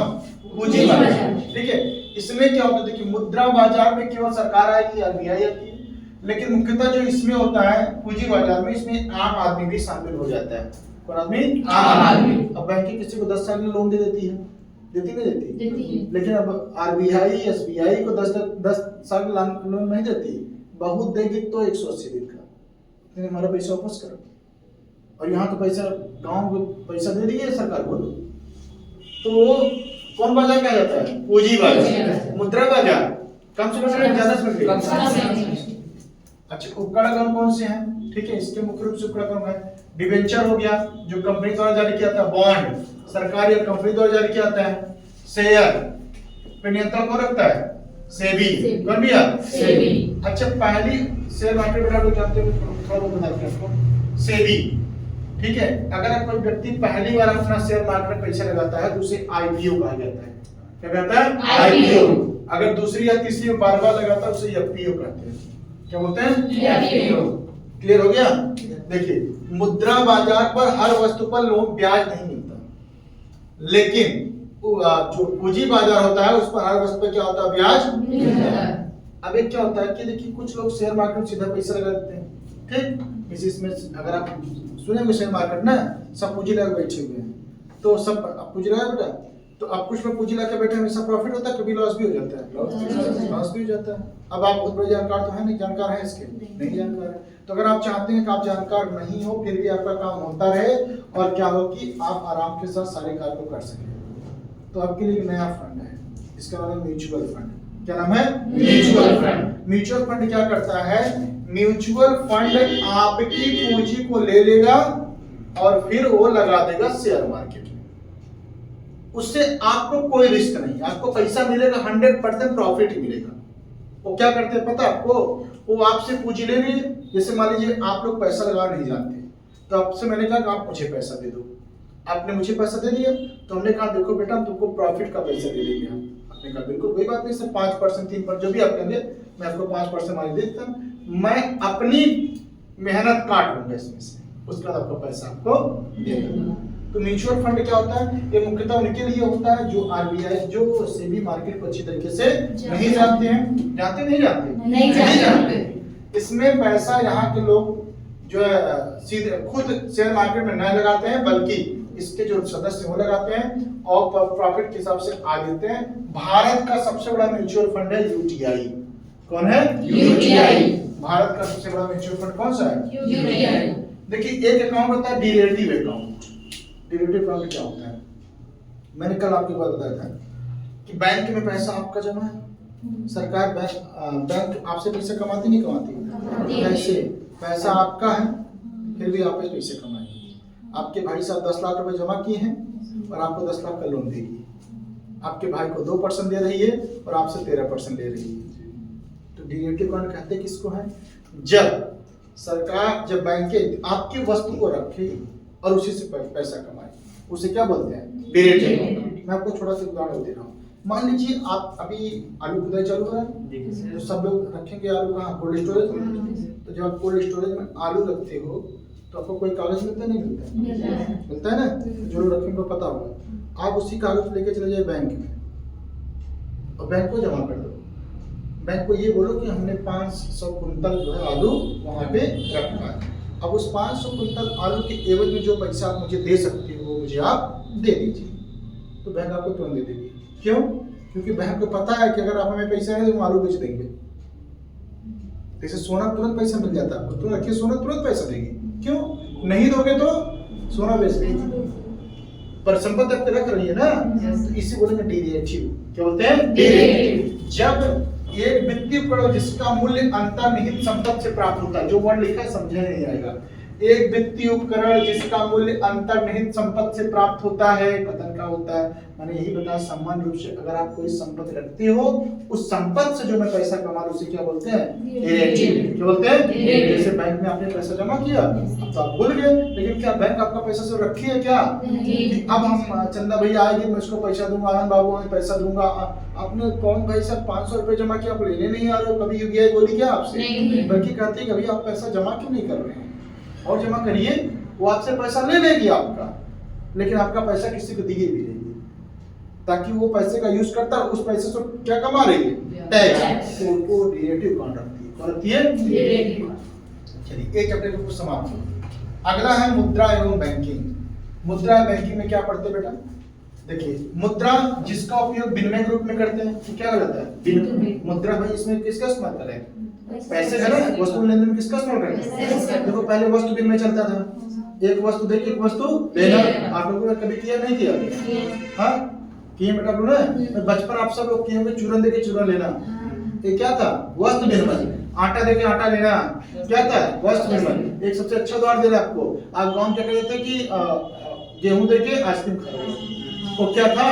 वस्तु विनिमय। लेकिन अब क्योंकि वस्तु विनिमय में क्या होता है कि हर वस्तु का विनिमय आप कर नहीं सकते थे, तो हमने मुद्रा का हर चीज मुद्रा के माध्यम से आप खरीद सकते हो। तो मुद्रा जिसका उपयोग किसमें किया जाता है? विनिमय में। देखिए मुद्रा कितने तरीके से होती है, वैधानिक आधार पर, मौद्रिक आधार पर, प्रवाह के आधार पर। देखिए तो वैधानिक आधार पर 3 मुद्रा होगी, वैधानिक मुद्रा, साख मुद्रा, नगदी मुद्रा। वैधानिक मुद्रा किसे कहते हैं? जिनको सिर्फ सरकार छापे, उसे कौन बोलेंगे? वैधानिक मुद्रा। जितने भी नोट हैं सब कौन है? वैधानिक। उसको मानने के लिए हर कोई जरूरी है। यानी कि मैं आपको 100 रुपए का नोट दूं, मैंने बोला मुझे सम किताब दो, आप 100 रुपए लेने से मना नहीं कर सकते, लेना ही पड़ेगा आपको। उसी को मुद्रा बोलते हैं वैधानिक। दूसरा होता है साख मुद्रा। साख मुद्रा के लिए आप फ्री हैं, आप लीजिए चाहे मत लीजिए। जैसे चेक, ड्राफ्ट।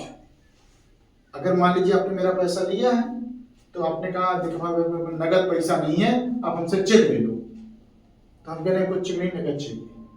अगर हमने इनकार दिया तो आप मेरे पर केस नहीं कर सकते। क्यों? क्योंकि वो मुझ पर डिपेंड है, मैं चेक लूं चाहे न लूं, डीडी लूं चाहे न लूं। ठीक है, अगर मुझे नोट दे तो मुझे लेना मजबूरी तो नहीं था। हाँ, नोट लेना मजबूरी है, लेकिन आप साख मुद्रा को लेने के लिए मजबूर नहीं है। अगला होता है नजदीकी मुद्रा। नजदीकी मुद्रा का मतलब ऐसी चीजें जिसको आप दीजिए तुरंत पैसा मिल जाए, उसकी नजदीकी मुद्रा। जैसे सोना, चांदी, ये क्या है? नजदीकी मुद्रा। क्योंकि आप इसको तुरंत देंगे, तुरंत इससे क्या कर सकते हैं? आप पैसा ले सकते हैं। ये हो गया वैधानिक आधार। मौद्रिक आधार पे, मौद्रिक आधार पे मुद्रा होती है, एक होती है मानक धातु मुद्रा। कौन हो गया? धातु मुद्रा।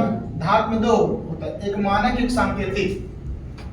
एक मानक और एक सांकेतिक। मानक का मतलब ये होता है जितने रुपए का, जितने सिक्का है उतना इसका महत्व है। जैसे सोने का सिक्का, अगर सोने का सिक्का यहाँ पे 100 रुपए लिखा तो उसका महत्व भी कितने का है? 100 का है, उसे मानक बोलते हैं। एक होती है सांकेतिक मुद्रा, जिसकी कीमत उसकी लागत से कई लाख, कई गुना ज्यादा होती है, उसे क्या बोलते हैं? सांकेतिक। 100 रुपये नोट, क्या कागज में 100 रुपये लगा होगा? क्या नहीं, बहुत लगा होगा, 2, 4, 5 रुपये, लेकिन उसकी औकात कितनी है? 100। 1000 रुपए का नोट, 1 रुपए का सिक्का, उसमें जो लगा है ना उसकी कीमत उसमें लगे कीमत से क्या होती है?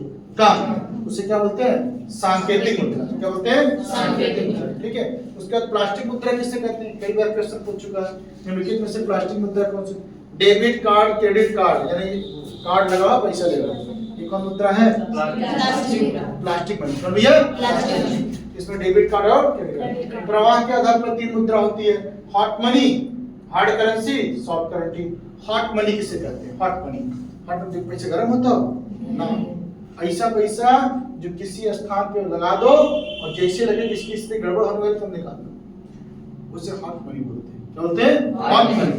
यानी विदेशी मुद्रा को जो चलाना लगता हो, यानी कहीं पर आप कोई व्यापार कर रहे हो, लगता है कि पैसा यहाँ खूब चल रहा है तो उसको लगाए रखो, जैसे डाउन तो निकाल लो, हॉट मनी कहलाता है। एक होता है हार्ड मनी, क्रिप्टो अभी आगे है, क्रिप्टो मुद्रा ही नहीं है, वो तो कल्पना की मुद्रा है ना। हाँ, तो हार्ड करेंसी क्या होता है? हार्ड करेंसी उसे कहते हैं जिसके दुनिया में सबसे ज्यादा मांग होती है, उसे हार्ड करेंसी। जैसे डॉलर, जिसकी हर क्षेत्र में उसकी डिमांड होती है। डॉलर की हर देश में चल रहा है तो कौन करेंसी कहलाएगा? हार्ड। और सॉफ्ट करेंसी जिसकी हर जगह मांग न हो, उसे क्या बोलेंगे? जैसे रुपया, मांग ज्यादा, मांग कम है, पूर्ति ज्यादा, और मांग ज्यादा और पूर्ति कम हो, हार्ड। जैसे कि अमेरिका में डॉलर। अगर डिजिटल मुद्रा, डिजिटल मुद्रा से भी आप होता है ऐसी मुद्रा जो वास्तव में ही नहीं, केवल ऐसे हवा चल रहा है, जैसे क्रिप्टो करेंसी। एक क्रिप्टो करेंसी सब कौन सी मुद्रा है? डिजिटल मुद्रा। एक केवल इलेक्ट्रॉनिक रूप से चलता है, जैसे बिटकॉइन, लाइटकॉइन। ये वास्तव में आपको हमने आपसे कहा चलो 5 में बिटकॉइन दे दो निकाल करके, कहाँ निकाल दो? उसकी कोई मतलब है? पूरे विश्व में से कोई एक बैंक ही नहीं है जो बिटकॉइन निकाल कर तुमको दे दे। ऐसे कैसे होगा? आपको बिटकॉइन 5 पे चाहिए, मैं आपने 5 पे ट्रांसफर कर दूंगा अपने वॉलेट से, आपको 5 के बिटकॉइन मिल गया। लेकिन इसके सिवा और कोई दूसरा नहीं जानता बिटकॉइन होती क्या चीज है। इसे कौन मुद्रा बनेगा? इसे बनेगा डिजिटल मुद्रा। बन गया? भारत में 1 रुपया चलता है, समझे? 1 रुपये का होता है जिसे CBDC द्वारा चलता है, सेंट्रल बैंक डिजिटल करेंसी द्वारा। इसको 1 दिसंबर 2022 को जारी किया गया था। अब एक क्वेश्चन आपका एग्जाम में आएगा, तो जरा ध्यान सुनिएगा। M1 M2 M3 M4 ये एग्जाम में बहुत आता है और बच्चों को लगता है बहुत टफ है, एकदम जरूरी चीज है। M1 मुद्रा क्या होता है, M2 मुद्रा क्या होता है, M3 M4। बस एक मिनट ध्यान दे दीजिए बस प्लीज, ठीक है, याद हो जाएगा। देखिए ये जो है बेटा चलायमान के हिसाब से, किस हिसाब पे, मतलब कौन सी नोट कितनी तेजी के साथ चलेगी उसे उसी अनुसार M1 M2 M3 M4। देखो जितनी आसानी के साथ उपलब्ध हो जाए वही है M1 M2 M3 M4, ये क्रम से है। देखो पहले M1 करो, जनता के पास पैसे, बैंकों के पास जमा पैसे, RBI के पास जमा पैसे, तो बैंक वाले छोड़िए, जनता के पास जो नगदी तुम्हारे पास है, मैं तुमसे कहा कि चलो मुझे पैसा दे दो, ठीक, तुम्हारे पास 3 पैसा है, 4 पैसा, एक तुम्हारे जेब में पैसा है, एक आपने बैंक में रखा सेविंग अकाउंट, एक आपने फिक्स डिपॉजिट रखा है, एक आपने पोस्ट ऑफिस पैसे जमा किया है इनके यहाँ, ठीक। तो सबसे पहले आप हमें कौन सा पैसा दे सकती हो, बोलो क्यों, ढूंढना है क्या, मत लीजिए सर, पकड़िए, तुम दे दिया, क्लियर हो गया। ये सबसे ज्यादा चलायमान नहीं है, इसे बोलेंगे M1 मुद्रा, कौन भैया, जो सबसे ज्यादा चलायमान होती है। तो जनता के पास मुद्रा कौन सी है, अब M2 कौन आएगा, M2 में ये M1 वाला तो भी करेगा, इसके सिवा जो डाक घर में रखा है पैसा, कहाँ रखा है, डाक निकालेंगे नहीं ना भैया, डाकघर बार बार जाना पड़ता, पैसा निकलेगा, सर्वर डाउन है, तो डाकघर का पैसा, यानी M1 पूरा प्लस कौन, डाकघर का पैसा, ये कौन हो गया M2। कम चलायमान ज्यादा चलायमान है, M1 के अपेक्षा कम। M3 M1 रहेगा, M2 रहेगा, प्लस बैंकों में फिक्स डिपॉजिट तुरंत मिलेगा, हाँ, तो चलायमान नहीं, चलायमान है आपके लिए, चलायमान है नहीं है, तरलता नहीं है ना, चलायमान है, उसको विज्ञान इसकी भाषा में तरलता बोलते हैं, क्या बोलते हैं, तरलता। M4 का मतलब ये M3 तक रहेगा, इसके सिवा डाकघरों में कुल जमा, डाकघरों में कुल जमा, सब चट्टा पैसा डाकघरों से निकालना होता है, डाकघरों में कुल जमा पैसा, यानी सबसे ज्यादा चलायमान M1, तरलता की क्रम क्या होगा, M1 M2 M3 M4, confirm. Safety सब ज्यादा कहाँ है, M4 M3 M2 M1, M4 में सबसे सेफ्टी है। मतलब देखिए चलायमान तरलता बेटा जो सबसे आसानी निकल जाए, और सेफ्टी मतलब ये हो गया कौन सी मुद्रा कैसे आराम से पड़ी आपके पास से कोई नुकसान नहीं होगा। जब आपने सारा पैसा बैंक डिपॉजिट कर लिया, चोरी करना हो चोरी करो ना, मेरे पास सब पैसे किसमें है, बैंक में, संभव है, तो फिर तो इसलिए तरलता क्रम पूछेगा, तरलता और याद क्या, सबसे तरल कौन है, M1, फिर M2, फिर M4। इसमें कौन कौन है समझ गया होगी ना, M1 में जनता के पास पैसा, M2 में जनता के साथ ही साथ डाकघर का पैसा प्लस बैंक में जमा जो पैसा हो, M3 क्या होगा, इन तीनों के साथ साथ डिपॉजिट, और चौथे में क्या होगा, M3 वाला रहेगा प्लस बैंक जो कहाँ जमा है, डाकघर, हो गया ना। अब चलिए ये खत्म हो गया, अब यहाँ चलते, इसको आप सब जानते हो ऑलरेडी, सब पढ़े हुए हो, पढ़े लिखे लोग आप। नोट कहाँ कहाँ छपता है, देवास में छपेगा, कहाँ बेटा, देवास। कहाँ पड़ता है, मध्य प्रदेश।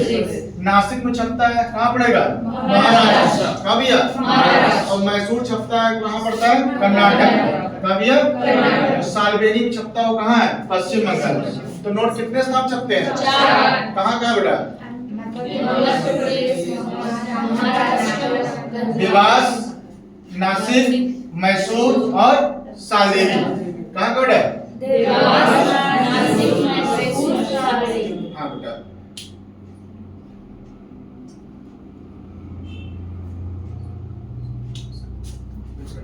कौन को बेटा, देवास कहाँ पड़ता है, मध्य प्रदेश, नासिक, मैसूर और सालबनी, 4 स्थानों पर नोट छपता है, ठीक। और सिक्का कहाँ कहाँ छपता है, एक मुंबई, एक कोलकाता, एक हैदराबाद, एक नोएडा। सिक्का कहाँ कहाँ छपेगा, मुंबई, कोलकाता, हैदराबाद और नोएडा। 4 नंबर 8 नंबर याद होना चाहिए आपको कि नोट कहाँ कहाँ छपता है, देवास मध्य प्रदेश, नासिक महाराष्ट्र, मैसूर कर्नाटक, सालबेनी। चलो नाम याद रखिए पक्का बेटा आपका, टकसाल, मुंबई, कोलकाता, हैदराबाद और नोएडा। कंफर्म। भारत सरकार अधिकतम 1000 की नोट छाप सकती है, कितने की, 1000। अगला पॉइंट अभी बताया आपको, नोट की पहचान, किस नोट पे कौन सा रहेगा। तो आप क्या कहें, 10 का चॉकलेटी कौन दे, उसने क्या कहा, ये लो 20 वाला कौन सा? आप क्या बोलेंगे? ये लो 50 रुपया और हमको क्या कर दो? सेंट दे दो। तो जब आप रास्ते में तुम्हें क्या मिला? रानी का 100। भाई रानी है किससे जाएंगी? लेवेंडर से। लेवेंडर के बाद लेवेंडर से जा रही है तो भाई महारानी बनी है। एक दो लोग जाए क्या? कई लोग गए? 200 लोग। सच्ची सच्ची बोला बाबू, भगवान का कसम 200 लोग गए थे और सब चमकीला सीधा सारी लोग गए थे। अब उसके बाद ले कहा गए 500 किलोमीटर दूर लाल किले में एक स्टोन, उसको क्या कर दिए? कन्फर्म।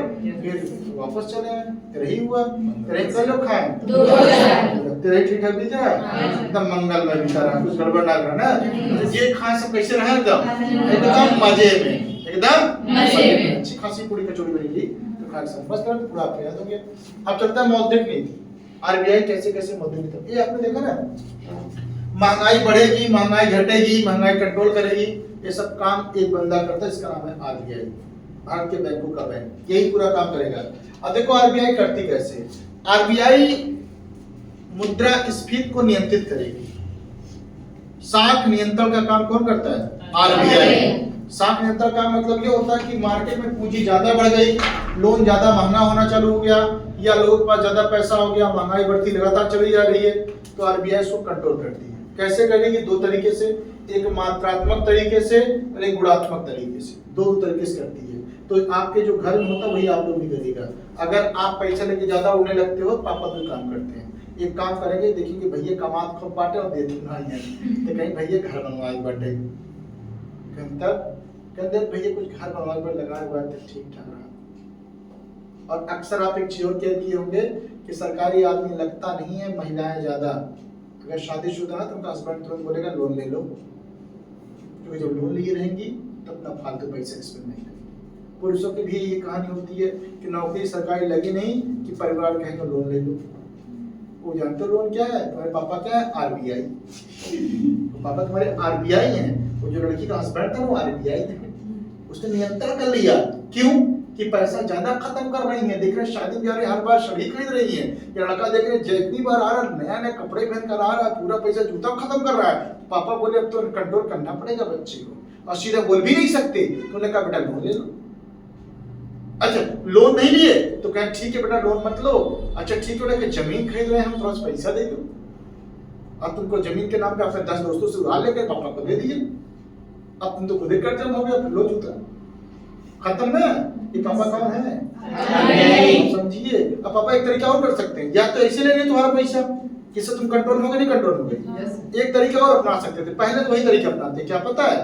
देखो भैया पहले समझाएंगे, देखो बेटा अच्छी बात नहीं, पैसा पैसा कुछ बचा उछाई लो बेटा, जरूरी है भैया का वो प्रॉब्लम आ सकता है, तो हम तो सुनने वाले तो है नहीं, वो तो हमारे ऊपर डिपेंडेंट है कि सुने चाहे न सुने। इसे बोलते हैं गुणात्मक पद्धति, समझाएंगे प्रेम से हम। लेकिन अगर नहीं मानेंगे तो हमारे पास एक पद्धति और है, मात्रात्मक पद्धति। कौन भैया? पापा ने बताया कि पापा क्या करेंगे, जमीन खरीदेंगे और तुमसे 10 लाख रुपए मांग लें, तो 10 लाख में 10 लाख रोल पैसा लेके उधार दिए हो, अब हर महीने उनका पेमेंट करो, सारा पैसा खत्म किए। अब समझ गए ना? तो ये देखिए भाई जो आप दिमाग बैठा, पापा क्या है?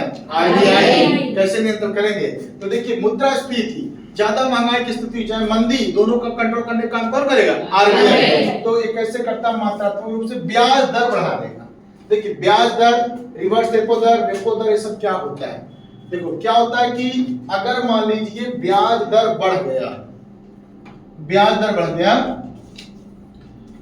पहले जानिए ब्याज दर होता क्या है? वो दर जिस पर आरबीआई अन्य बैंकों को लोन देती है, उसे क्या बोलते हैं? ब्याज। लंबे समय लोन देती है। मेरी बात समझ पा रहे सब? देखिए आप, मैं आरबीआई, ये एसबीआई, आप आम व्यक्ति, इनके पास पैसा नहीं है, ये हमसे लेंगे, मैंने इनको 5% ब्याज पे दिया, ठीक। अब इन्होंने क्या किया पता है आपको? हमसे 10 लाख रुपए ले लिया, अब इन्होंने पूंजी सबको दे दिया, 5 लाख तुमको, 2 लाख इनको, 5 दूसरा 1 लाख इनको 8, 1 लाख इनको 9, 50,000 को 10, 9.5, 50,000 को दे दी, 10 इतने लोग को लोन बांट दी। अब ये लोग तो पैसा लेकर उड़ना शुरू कर दिया, सब चीजें मांगी हो गई, अपने आप मांगी तो चल, क्योंकि आपने ज्यादा लोन बांट दिया है। अब क्या करें? मैं बैंक के दर हूँ, मैंने भी तुमको कितना % ब्याज दिया? 5%। अब तुम इनसे 13% ले रही हो ना, अब फिर तुम मेरे पास आओगे फिर लालच में दीजिए सर थोड़ा पैसा भी बांटना है, 5% दे दो। मैं कहना ना बाबू तुमको 18% देना पड़ेगा, लेना बताओ नहीं तो मैं करता हूँ। अब 18% लेंगे नहीं, क्या हो जाएगा पीछे, तुरंत पीछे है ना। तब आप जब आपके पास पैसा नहीं तो क्या आप बाहर बांटोगी?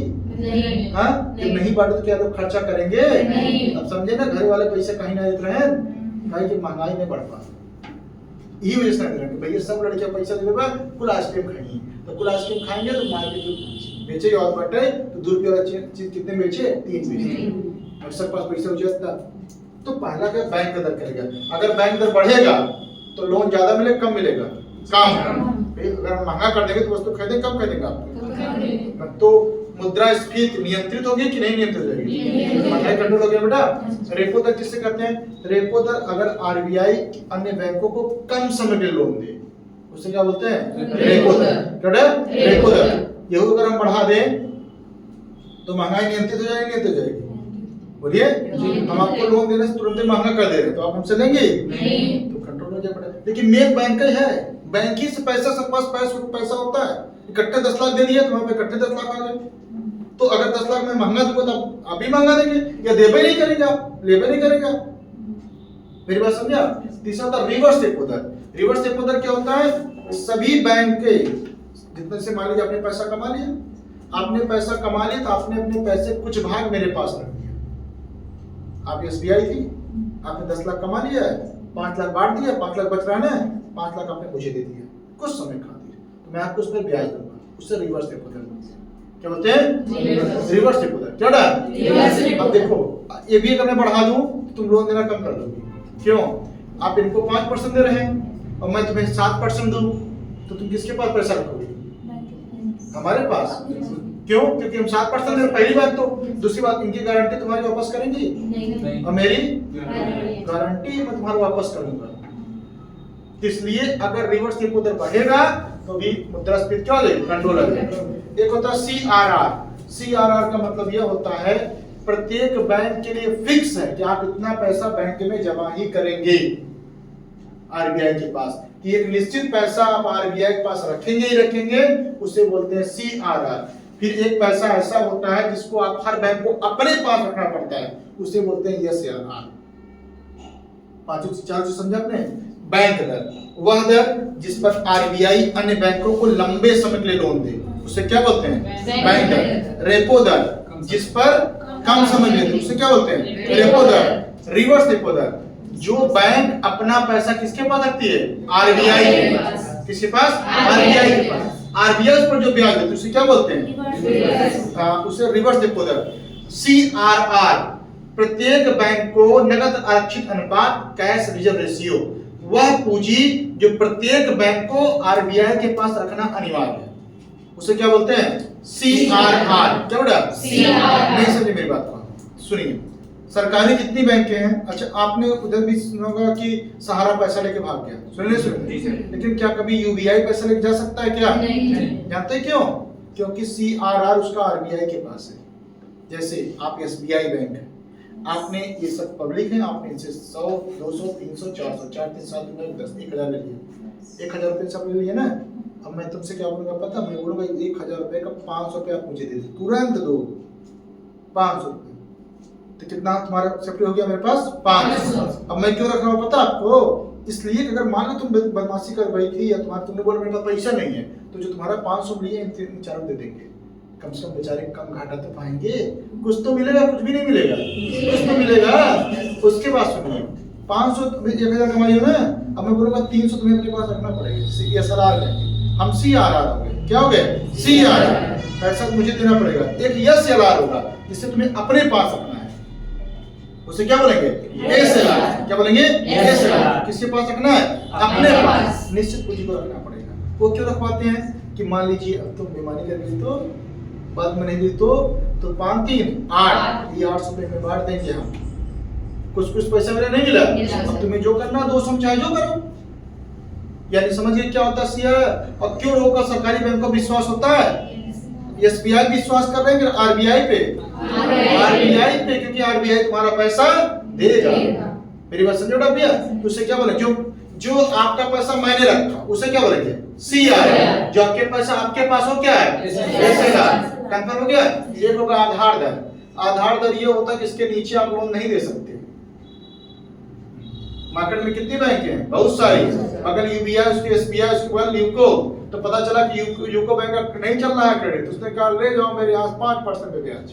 उसने कहा SBI ने कहा मेरे यहाँ 3% ले जाओ।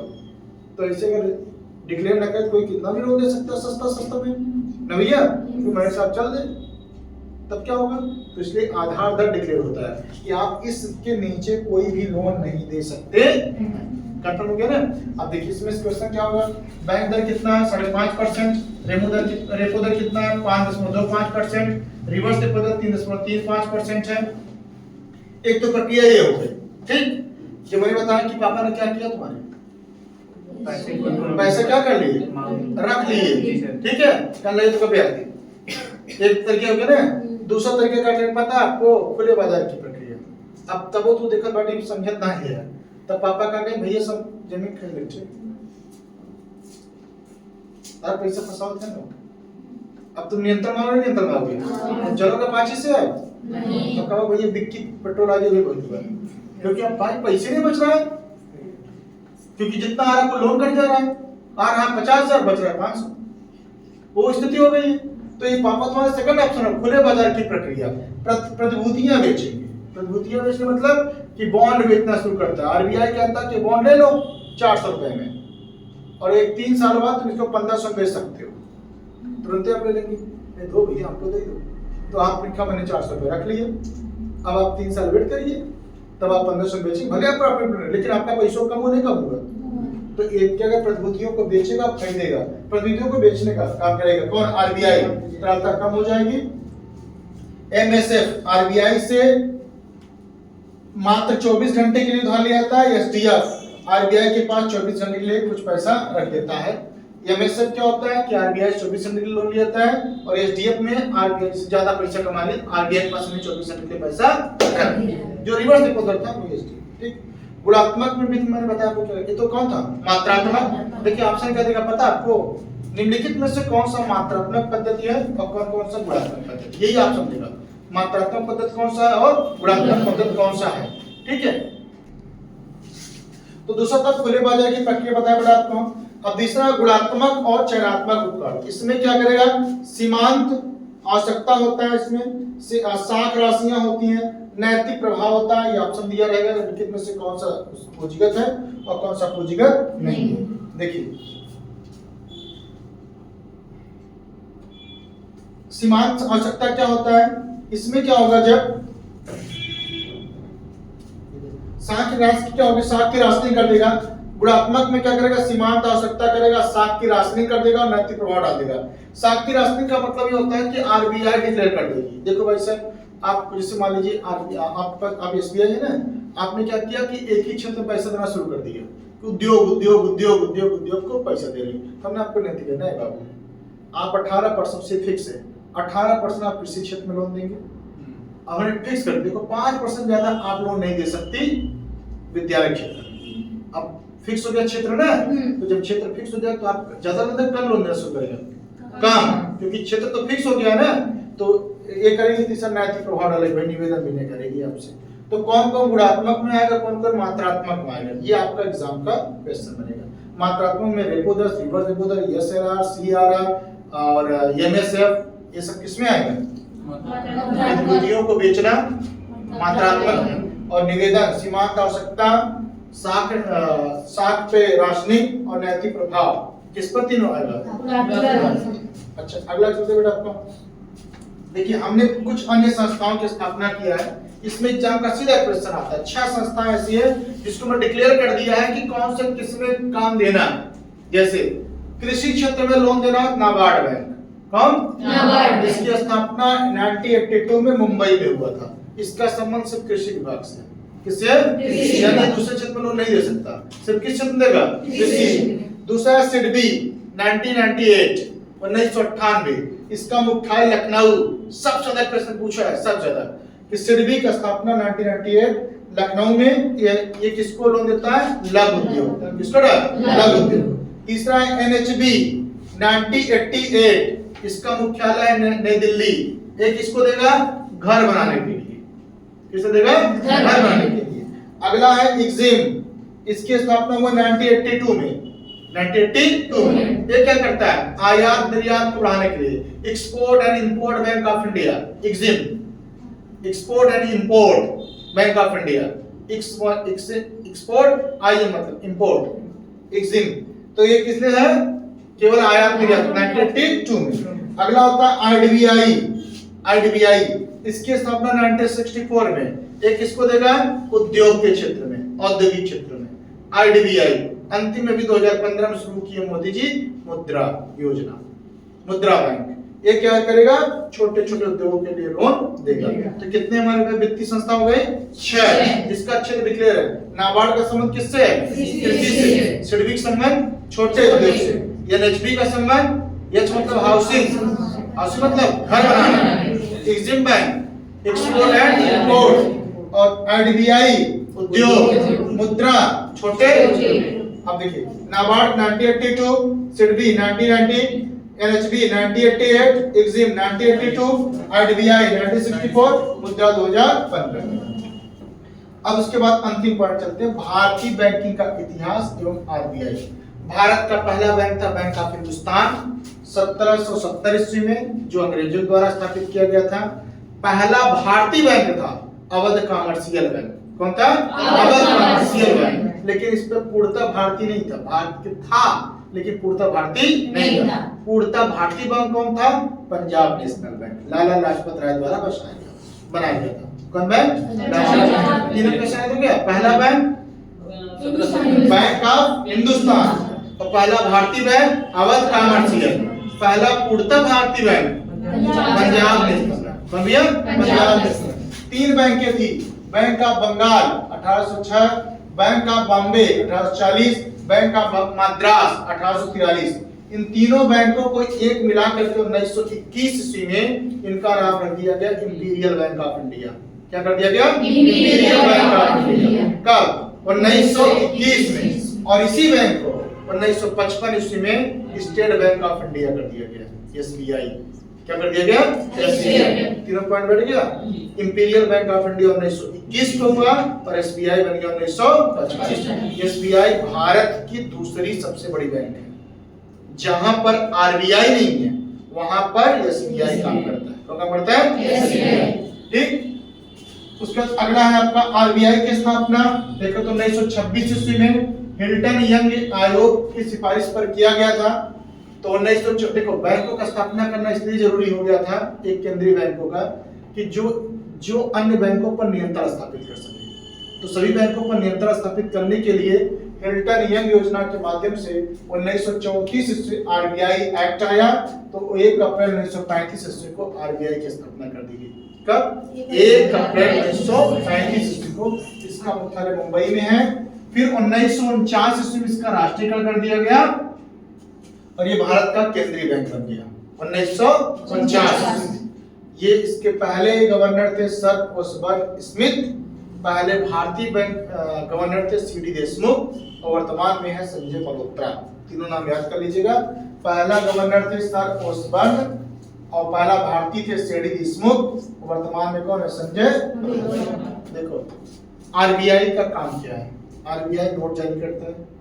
क्या जारी करता है? नोट। लेकिन ध्यान सुनिएगा, 2 रुपया या उसके अबव वाला, 1 रुपया का नोट आरबीआई जारी नहीं करता।